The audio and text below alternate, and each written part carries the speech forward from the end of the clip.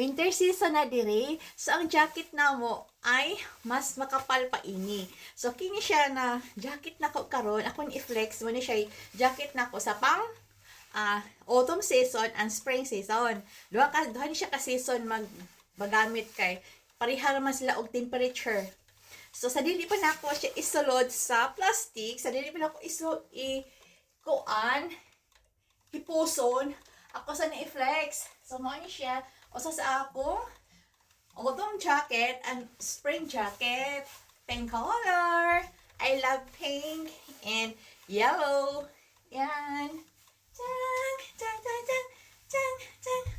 And then, ako ni sulod sa plastic. Kanang, wala, ang among sudlanan ay every season, pag sulod yung nag-plastic tanan.